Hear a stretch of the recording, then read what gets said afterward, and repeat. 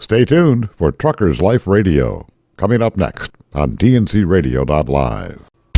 Industry movement Trucking Moves America Forward is telling the story of the industry. Our safety champions, the women of trucking, independent contractors, the next generation of truckers, and more. Help us promote the best of our industry. Share your story and what you love about trucking. Share images of a moment you're proud of. And join us on social media. Learn more at truckingmovesamerica.com.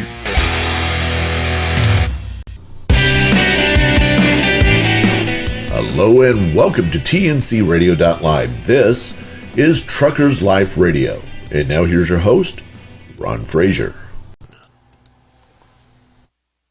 Good evening and welcome to Truckers Life Radio on tncradio.live. I am your host this evening, and we are excited to be joined by Andrea, who is the executive director at She's Somebody's Daughter. We have a terrific show for you tonight as we have conversation with her. And Andrea, we're so glad that you were able to join us. Yeah, thanks for having me. Yeah, so of course we're going to get into the work of She's Somebody's Daughter and you know the wonderful things you guys are doing through that. But I thought it would be obviously good to start with giving our listeners an opportunity to get to know you a little bit. So can you share a little bit about yourself and how did you come to be a part of She's Somebody's Daughter? Sure. So I live in Greencastle, Pennsylvania. That's just about an hour from where I grew up. And growing up, I thought I was going to be working with youth, mostly in a church or a camp setting. And I did that for less years than it took me to get the degree to do it. But came back to my Pennsylvania roots in 2012 and was working at a coffee shop, trying kind of just searching for what was next. Happened to watch the fictional movie Taken, which I'm almost embarrassed about now, but that is the reason I got so caught up in this world of anti-trafficking. It just really affected me more than movies usually do, and was praying about that and seeking why it was affecting me so deeply, and just felt more called into something about this trafficking thing, and learned it's not just overseas, but it's happening in the United States, and it's not just in the big cities in the United States, but it's everywhere, and I can do something about it in my small community here. Oh, go ahead. No, I can continue. Yeah. So the more I learned, the more I met others who were also passionate about this issue. And there was a small roots grassroots organization in Chambersburg, Pennsylvania, called Compassionate Humans Against Trafficking. And we were raising awareness about trafficking at that time in 2012, 2013, and for a few years there, and had begun praying for a mentor organization. And at that same time that we were praying for a mentor, Tammy, the founder of She's Somebody's Daughter, was praying for contacts in Chambersburg because she knew women there and was not located there. And so God connected us at an event. And I just kept showing up until She's Somebody's Daughter gave me a job. And the rest is history, as they say. I love that. You know, I think it's actually great to hear how you were exposed to this. You know, I think God can use anything, right? And I think He did use Taken for a lot of people to kind of initially get exposed to this. And watching that film, I think it's also just great to hear that you kind of pursued something that you were passionate about. You know. So being, you know, I think for a lot of people, you hear something like sex trafficking or some of these bigger issues, and you can have kind of like a deer in the headlights moment with that. You know, it just seems too big to get involved or to take the next step. What was it for you that kind of helped kind of push through that of, you know, okay, especially, you know, the movie, of course, dramatizes it and makes it seem like you either have to be a Liam Neeson type or you can't do anything. Not true. I am no Liam Neeson. So, what was it for you to kind of move to that next step, not just, you know, being exposed to the issue, but saying, you know, I want to get more involved. And I'm assuming too, your faith maybe had a part of that, a big part of that. So definitely, yeah. The faith aspect is the biggest reason, and we'll often tell people, I don't know how without Jesus I would be able to do this work, because it is difficult. But he called, and I said yes, and he's given what's been needed along the way. And I think for me too, it was seeing others who were doing something about it. People like Tammy Stauffer, who started She's Somebody's Daughter, and that there were others who were more like me than Liam Neeson is. Right. we're doing what their part was, what God had called them to do, and realizing that's all I'm being asked to do, my part of what he calls, and then letting him take care of the rest of it. Because it, like you said, it is an overwhelming issue, but he's not asking me to do it all. Yep. Yeah. Not asking you to solve the problem. Yeah. Just say, hey, yeah, be obedient and to do what he's called you to do. Yeah. That's really, really beautiful. And so you give me the timeline again. When did you kind of start? And did you start in a volunteer role? I did. Yes. I started volunteering on the outreach team, visiting strip clubs and with a meal or gift bags. And that was in June of 2015. Joined the staff as director of outreach in 2016. And then when Tammy resigned in 2018, I stepped into executive director role. Yeah. Wonderful. So yeah, kind of that, also just that heart of wherever I can be placed and whatever difference I can make. And then to see how that's kind of grown and developed into where you are now. Yeah. Yeah. Is wonderful. Well, we're going to get into this more in the second segment, but we can go ahead and get started. I'd love to just, what is the mission of She's Somebody's Daughter? And again, I'm assuming too, you're based in Pennsylvania, but do you have a reach that goes beyond the state? We do. Yeah. So our vision is building communities of love and hope that honor women. Just seeking to use that phrase, She's Somebody's Daughter, to shift perspective on the demand side of trafficking and exploitation, and also as an identity affirmation for those who are affected by it. And we are throughout South Central Pennsylvania is our main area of outreach, and also into Western Maryland. But our awareness online reaches beyond that, definitely. Yeah, awesome. And so your awareness and education really in the state, but obviously being online, you can reach multiple people. Yeah. Yes.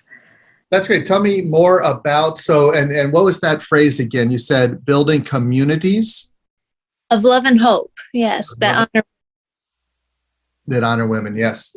Yeah. Tell me more about that. What does that community look like? So we like to say we're not man haters at all, and we're not trying to be against men, definitely. So no worries, Derek. But good. Thank you. Just recognizing that the majority of those who are being victimized in trafficking are women and children. And so wanting to do something about that, and not that only women and children are affected by this, and it's growing for those who are men who are also victimized. But going back to that piece of, this is where we feel God's called us, is to adult women who have been survivors of commercial sexual exploitation, and affirming the dignity that they have as an image bearer of him, and just seeking to erase any line of separation that might keep them feeling isolated from those who are not affected, because we don't want it to be an us and them. We want it to be a sense of mutual support system, where each individual identity is affirmed. Oh yeah, I love that, and so important. And obviously, the name speaks volumes to that too. I love the relational nature of that, because we do know, and we'll again get into this as we move along here, but the issue of sex trafficking is dehumanizing in nature. We dehumanize the people, particularly the women and victims that are in it, by calling them prostitutes or whores or hoes or whatever, these names we use, which is very, very dehumanizing and makes them easily to exploit. And that's the purpose of dehumanizing language, is it makes it then easy to harm that person, and then also to the bystander to not care for that person, just to, because they weren't really human, they were something else. And She's Somebody's Daughter, and this vision of creating communities of love and hope, I think really speak directly into that and the relational nature of this issue and movement. Yeah, that's our hope. That's our hope. Yeah, so important and so powerful. And obviously, we all have a part to play in that. And it's wonderful to have organizations like She's Somebody's Daughter to bring some awareness and education, and people like yourself who are passionate and can speak into communities. But at the end of the day, we need the whole community to kind of buy into this. Absolutely. It takes a village.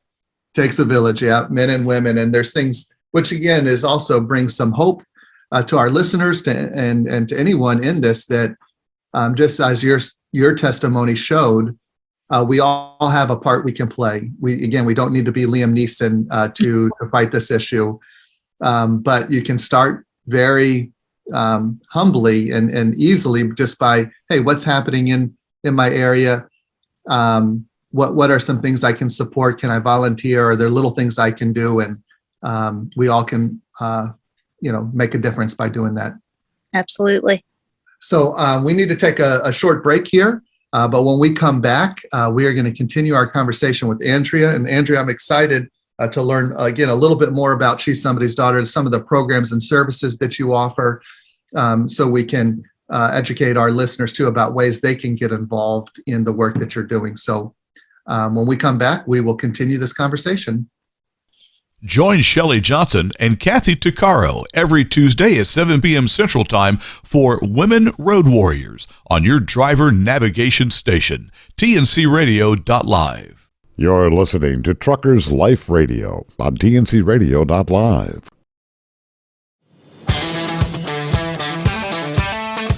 I'm Shelley Johnson with Kathy Tuccaro. You can hear us Tuesdays on tncradio.live at 8 p.m. Eastern on Women Road Warriors. And don't miss Steve Summers' Overnight Drive right here on tncradio.live, weeknights midnight to 5 a.m. Eastern. Brought to you by Hot Shot Secret.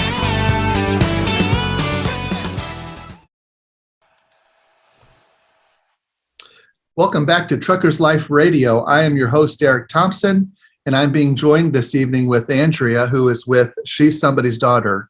Andrea, it was great hearing a little bit about your story in our before the break, and also to hear a little bit about the vision of She's Somebody's Daughter and the work you're doing, not just here in Pennsylvania, but through your website and just awareness moves beyond Pennsylvania, of course. Tell us a little bit about the programs and services you offer. Sure. So we have three main initiatives. That first one being how we started with awareness. And we do a lot of that online, as you mentioned, but we also have been able to provide training on identifying the indicators of trafficking for places like churches, medical staff, law enforcement, school personnel, basically anyone who will listen. We will provide training. And as we learned through COVID, we're able to do that online now. So we've done some webinars as well.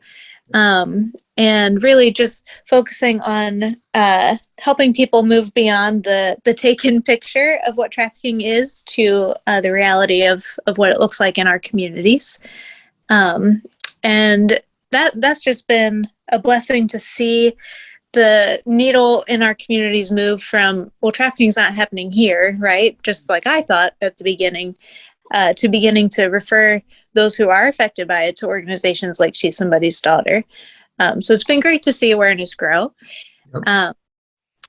And our second initiative is outreach. So as I mentioned in the first segment, I started as an outreach volunteer, and for a long time we were focused mostly on visiting strip clubs, because 70% of those who are trafficked into that commercial sex industry, whether it's pornography, prostitution, strip clubs, online webcams, etc.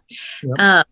And so our heart was to go where they are and just build relationships, not going with any agenda, but just like we mentioned, that community of love and hope, and offering a support system and erasing lines of separation, affirming dignity, all of those things. And so we still do those visits, but in the last few years, all of the clubs in our area have shut down for various reasons. And so we shifted where we're going.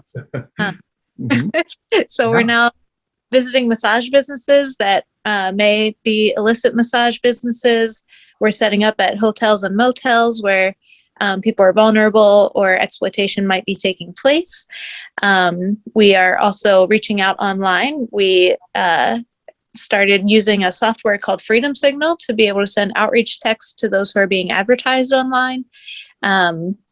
And I'm missing, we're also doing some street outreach to those experiencing homelessness. So again, COVID and some of those trends happened and ended up helping us expand what we're doing in that way. Yeah. Oh man, that's amazing that you're able to kind of rework the outreach piece of that to continue, meeting people where they are. And I love that. That heart is to not just be kind of reactive and, hey, we know victims are out there and hopefully someone will call our line or find us find our website, but to go.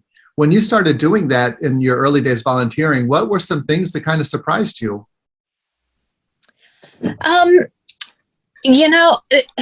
would say it surprised me how much like me, and that's maybe embarrassing to admit, but in erasing those lines, I needed to experience it myself, because society and our media portrays people in the industry maybe a certain way, and I didn't even realize some of the misconceptions that I held until I began building those relationships, and I think that's true for a lot of things.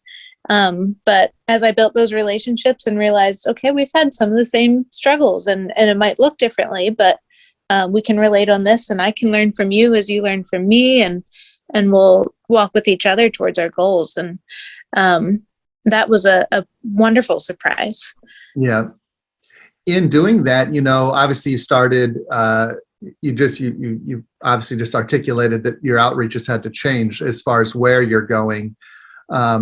But in that outreach, especially when you were going to strip clubs, where you obviously were there to meet with women and build relationships there. I wonder though, what was your observation of the male buyer and men coming, and did you have opportunity to interact with men?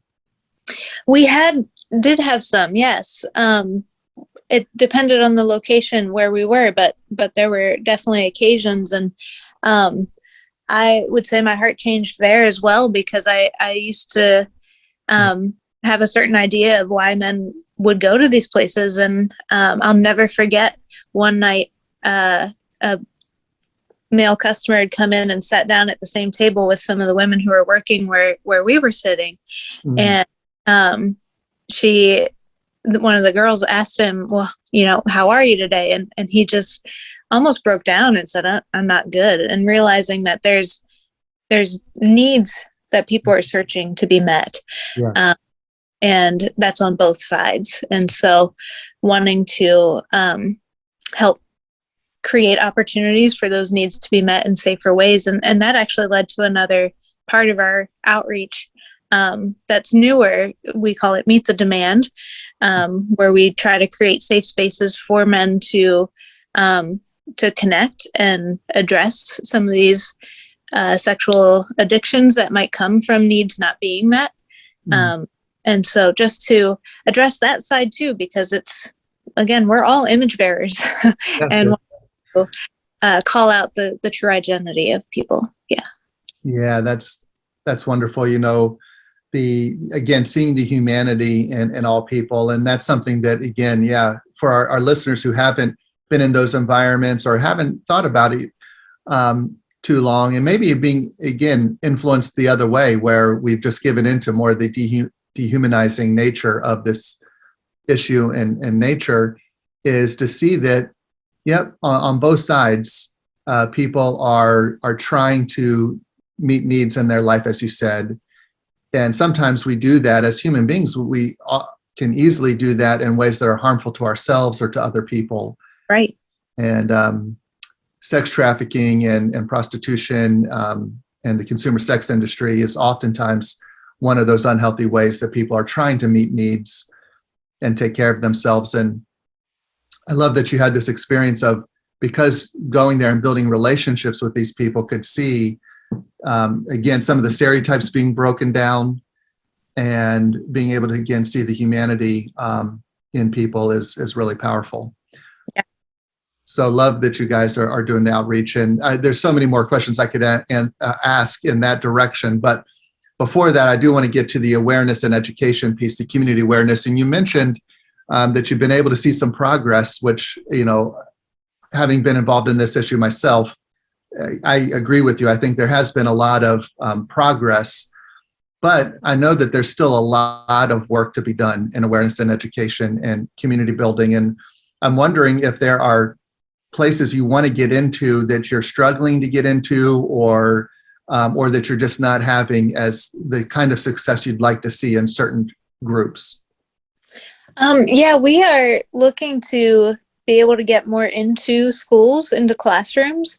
Yep. We had 2 staff just this year certified in Love 146's curriculum, Not a Number. Yep. Excellent preventive curriculum, holistic on healthy relationships, but through a trafficking prevention lens. And we would love to be able to offer that in classes. And especially since COVID, it's a little bit difficult to get in, but we do feel it's a very valuable tool. Yeah, that's so great. And the schools can be difficult to break into, but so important because young people are being targeted for this issue. Yeah. So well, good. Love the programs and services that you guys are offering. Real quick, we'll mention this at the end here before we wrap up. But what are some ways that our listeners can find out more about you? What's your website and other ways that they can learn more about the programs and services you offer? Yeah, so our website is she'ssomebodiesdaughter.org, and that somebody's is BODYS. And we also have a Facebook page and an Instagram account where we try to post updates on what we're doing and share helpful tools and things online. Awesome. Yep. So we need to take another quick break here. When we come back, we're going to be continuing our conversation with Andrea and learning more about She's Somebody's Daughter. And in the next segment, we're going to be talking about you as a listener. You've been listening to this. You're becoming aware of the issue of sex trafficking, that it is happening here in Pennsylvania, that communities are responsible to all of us in community have some part we can play in bringing into this, and also providing help and resources to those who are being victimized. So when we come back, we're going to delve more into that. What can you as a listener do, and what can we do as a community? But first, we're going to take a quick break. Trucking Moves America Forward, or TMAF, is boosting the image of the industry by telling the story of trucking, and your story can be part of it. Upload a photo, tell us what you love about trucking, or send us a story about a good deed or charitable act in trucking. Be sure to follow us on social media and contact us through truckingmovesamerica.com. That's truckingmovesamerica.com. Hot Shots Secret presents Steve Summers' Overnight Drive nightly at midnight Eastern, 11 Central on tncradio.live, or download the app .tncradio.live. Don't forget, You can hear all of our TNC Radio primetime shows again on our podcasts. Just go to tncradio.live/podcasts or search for tncradio.live wherever you listen to podcasts.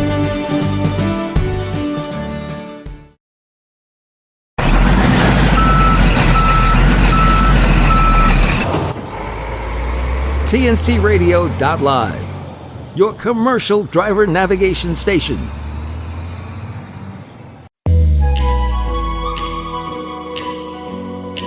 Hi, I'm Dr. Christopher Cortman, and now for the Mental Health Minute. My third grade teacher, Mrs. Tuminello, used to say, "A word to the wise," and we would all have to say in unison, "is sufficient." Well, I have learned after 35 plus years of therapy, a word to the wise isn't always sufficient. In fact, sometimes we need to be encouraged. We need to be reminded. We need to get a second DUI. We need to have somebody walk out on us. We need our physician to say, "If you don't stop smoking next year, I'll be here for the physical, but you won't." Sometimes we need to have things repeated over and over until we finally get it. And sometimes it takes many words to the wise to be sufficient. And Mrs. Tuminello, God bless you wherever you might be at this time.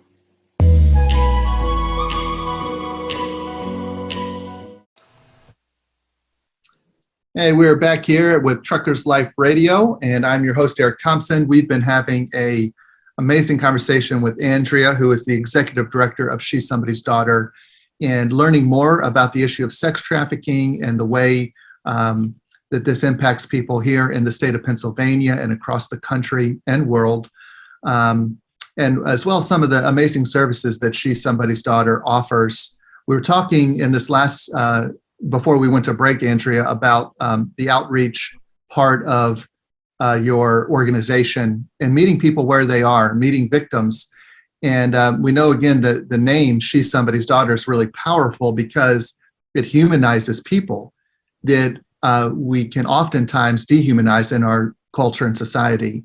You know, they're not real people. They're just a dancer or a prostitute or, you know, again, all these names we use that dehumanize people. And I wonder if we, as we kind of move forward here in our conversation, when you were, again, first doing outreach, when did that transition happen? You kind of mentioned this a little bit,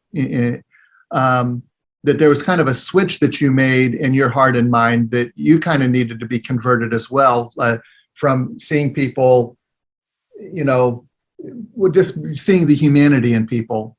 And so I wonder if there was a moment when that really happened for you, in talking with someone maybe at a strip club that just, you know,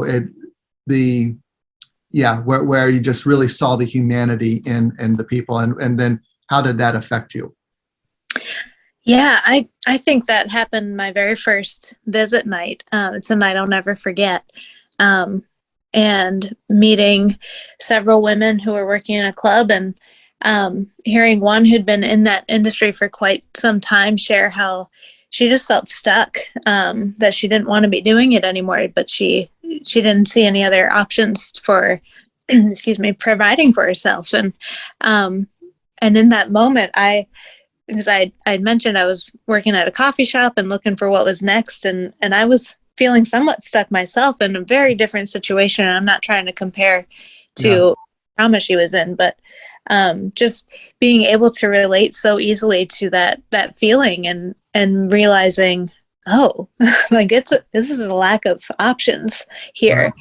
And then throughout that night, we swapped pictures of grandkids or nieces and nephews, and even talked about what we were learning in Bible studies, and just being able to connect on that human to human level immediately was eye-opening for me. Yeah, that is so powerful. And, you know, one of the subversive ways that the sex industry can even, again, create some more of that dehumanization is that the people involved actually they don't use their real name. Is that correct? Yes. Yep. They have almost like an alter ego. Yes. Yeah. Stage name and yeah. Yeah, stage name. And I wonder, just even in that, again, with thinking about the name of your organization, She's Somebody's Daughter, that this is a daughter, a human being, has a real name, with all the things that come with being human, fears and hopes and dreams and desires. And the stage name, though, really kind of takes that away, just as very one-dimensional. And can you tell me the power of a time where you then, found out the person's real name and what that did for you? Do you have that kind of experience? I do. So we visited, actually, it was the same club I was referring to. And it was the week of a major blizzard, and the parking lot had not been plowed out yet. And one of the women got stuck in the parking lot before they had opened. And when I got there, her vehicle was still stuck. And at that point, we didn't know any of their real names. It was only their stage names. Yep. And we got out of our vehicle, and all of us in our snow clothes started shoveling together and working together towards this goal. And it was that night that we got all of their real names. And it was just such a beautiful picture of, again, erasing those lines of separation. And it was such an honor to hear their real name. And that's definitely something we don't take lightly when we're given that. Yeah. Oh yeah. That's powerful. That comes through building trust and intimacy to get to that point. I can only imagine how, what an honor that really is. And then to see people as they really are, who they really are. So that's wonderful. Now, obviously our listening community is, we reach out to the professional drivers and we create a radio program for professional drivers and men and women who are, whether they're driving a truck or anything, they're spending a lot of time on the road, but they're also they're at a lot of different places. They have obviously a tremendous opportunity to spot trafficking, and that's one of the roles they can play. But I wonder if you could just speak to that for a little bit. What could a professional driver do to make a difference in this issue?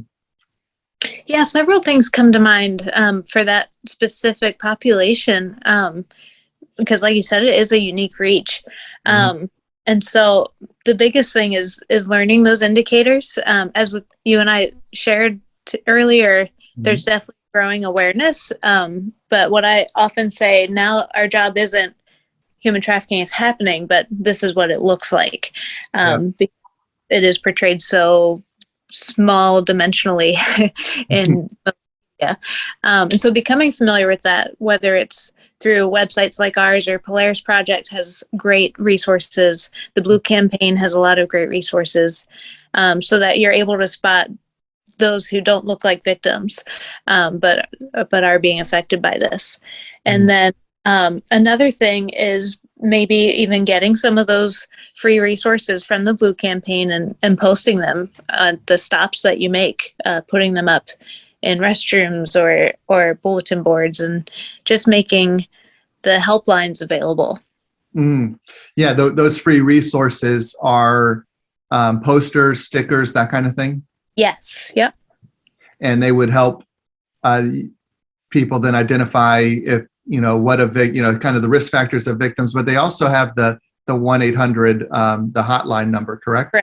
Correct. Yes. So that somebody who sees someone who's a victim can report, or that victim themselves can call in and get help. Yeah. And so that's obviously a very powerful way for anyone to make a difference. But again, particularly for professional drivers being in all these different places, and a lot of times high trafficking areas like truck stops and travel plaza, places like that. So that can really save a life right there, just as something as simple as passing some information along. Definitely. In that, what are some trends you're seeing in this issue that would maybe be interesting? Obviously your knowledge, I'm sure, with this issue has grown over the past few years, and you mentioned COVID and how that's changed a lot of what you do and this issue. from your vantage point, what are some trends that you're seeing that are kind of new to you? We are seeing a lot move online, that connections are being made online more than they're being made in person, starting that way. And so that's one big thing. That's part of why, I mentioned all of our clubs had closed down, and so we had to get creative there, and that the brick and mortar industry is waning for sure. Yeah. But we're also seeing a heightened trend of sugaring, which is where often an older man with a younger girl, and it's almost an exclusive prostitution type relationship, where she's being paid for, but just by one in particular, and it's being marketed as an empowering thing for young girls, and it becomes very harmful and abusive. So that's something to be aware of as well. That is not just an indie quirky relationship, but this is abuse. Yeah, absolutely. And are you, in your outreach, are you able to, or have you been building relationships with people through I know there's a lot of sugaring websites and things like that. Are you able to reach out and connect with those? Yes, thankfully we are. Yeah, that's amazing. That is fantastic. There's obviously a lot of ways people can get involved, and I do want to mention again your training and the resources that you provide. And for our listeners, you can go to shesomebodysdaughter.org. Yes, org. Yep, .org, and look at the resources they have there. And again, just become aware of the signs, risk factors. I would definitely recommend, utilizing free resources. You don't have to recreate the wheel. And can you share the national hotline number too with our listeners? It is 1-888-373-7888. Yep. So that's if you happen to spot somebody who you think maybe, you don't have to have conclusive knowledge. It could just, for a lot of people, it's a gut feeling. Something doesn't seem right in this situation or area, or you just have a really good idea that this person seems to be being exploited or doesn't want to be there. That number is a great number to call and to report possible human trafficking. That national hotline can be a lifesaver to someone in need. So we need to take our final break before coming back and finishing up our conversation with Andrea with She's Somebody's Daughter. We will be back after this break. Hey drivers, did you hear music on tncradio.live that you really liked? Or maybe you heard us interview an author of a book you'd like to read or listen to. You can get the books, music, and other products you hear about by going to our website at www.tncradio.live and clicking on the shopping cart. Do you have the tncradio.live app? It's free and easy to download. Just go to app.tncradio.live, Google Play, or the App Store. Get access to live streaming radio developed by drivers for drivers. Download the tncradio.live app today.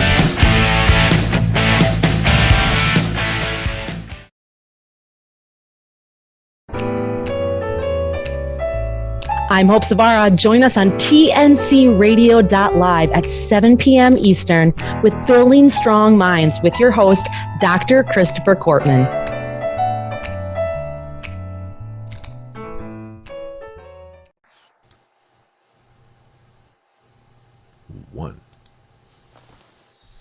Welcome back to Truckers Life Radio on tncradio.live.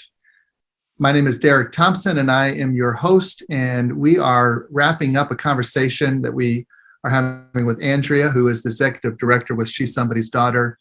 Andrea, it's been a wonderful time conversing with you and just learning more about your organization and things you're doing. I wanted to wrap up our time kind of speaking more directly about the buyer demand, if we can. Would that be okay with you? Sure. And again, we've been really, I feel like the theme of this conversation has been the humanizing of people involved in this issue, and again, creating. I love again the vision of creating a community of love and hope, and a part of that again is seeing the humanity in one another. And I wonder, you mentioned one before we go deeper into this. You mentioned a part of your program services was starting, I think, what you called a buyer community, or that might not be it. What was the name of the program you started for the demand? It's called Meet the Demand. Meet the Demand. Got it. Okay. Yep. Yep. And we have been utilizing the Conquer series, which is a curriculum to create that safe space for men who may be struggling with sexual addiction to come together and just bring that into the light and find support and healing for that. Awesome. And when did you start that? So we had officially launched it March 6th of 2020. Yep. So it didn't go very far, but it started again this past fall, and we are just finished round 2 for the spring. Yep. That's wonderful. Yeah. So, okay, good to know. Kind of like something that you had just started. Obviously, COVID interrupted things, and most of our best ideas, right, always happen right before COVID hit. Definitely. In reaching out to that community and beginning to provide some services and talking with men, again, what are some of the challenges that you've experienced in that? So we have started targeting churches, actually, because the biggest challenge is that it's something that's not talked about, I think. Mm-hmm. And whenever there's shame around something, it tends to only grow. And again, then that humanity isn't accessed, and it's hard to heal from that. Yeah. And so we really just wanted to be able to provide a way for it to be addressed. And I think the biggest challenge initially was having men be able to sign up without that sense of shame, and being able to say, no, really, like, this is a safe space. Yeah. Yeah. Yeah. Shame is a big barrier for a lot of people. And even just so to have the conversation and also to let people know that there is hope and right. Yeah. That you can be healed from this.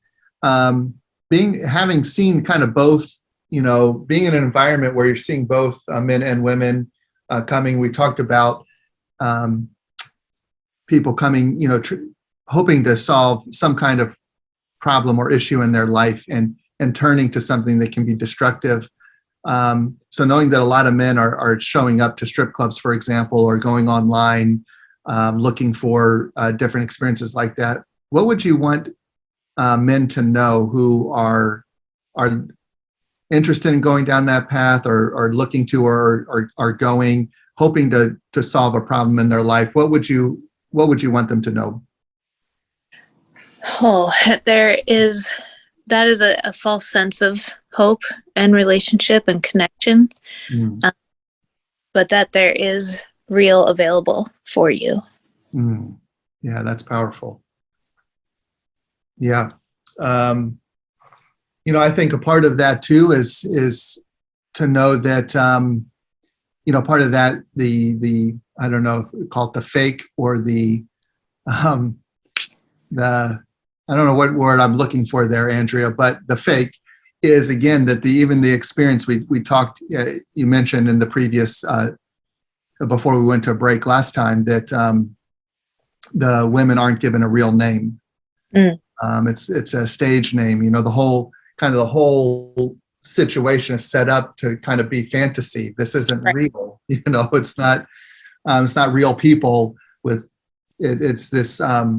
And so, the idea that for buyers, that this is a real human being with a name that, and again, as you learned your first time doing outreach, that has a backstory and is there because they have little to no choice, or feel like they have little to no choice, and all these other complicated factors.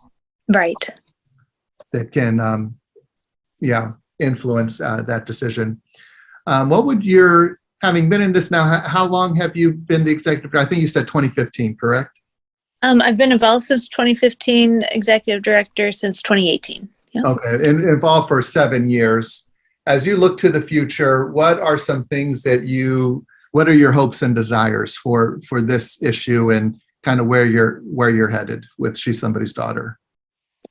Well, our big dream is to work ourselves out of a job. Amen.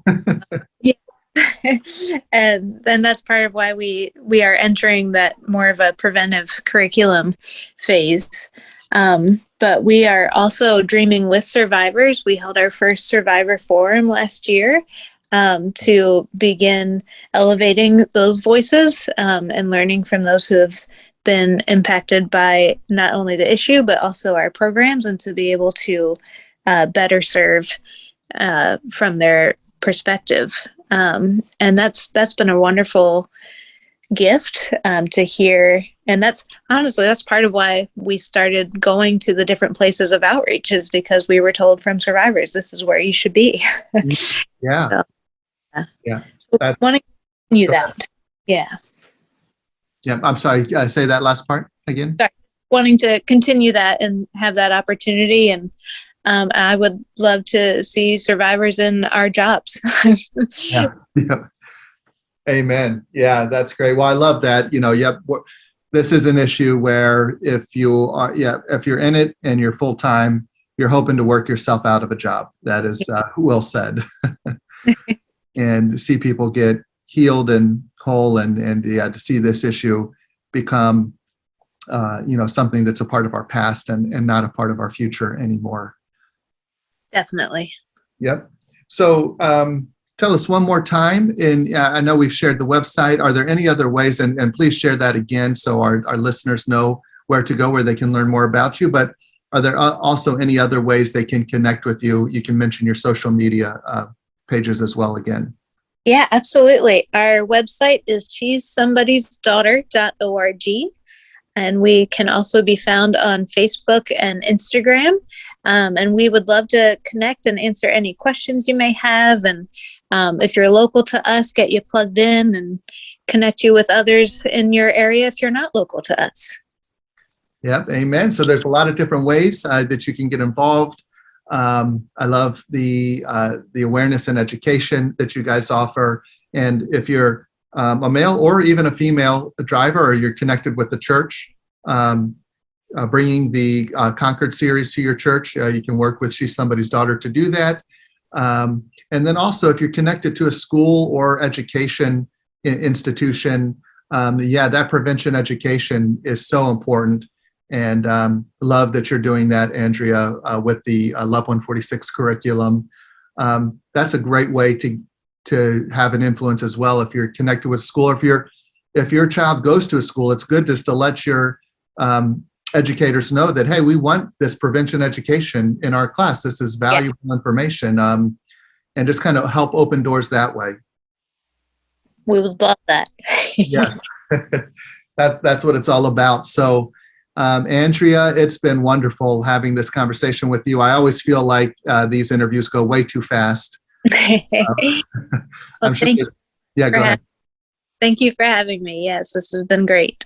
Yeah, definitely. We'd love to have you back on at some point in the future and get some updates on how some of the things are going with you guys.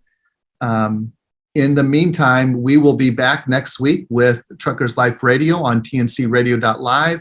Thank you for joining us for this hour. We hope that you enjoyed this conversation, and we look forward to continuing to give you really great content as you are on the road. Thank you for joining us.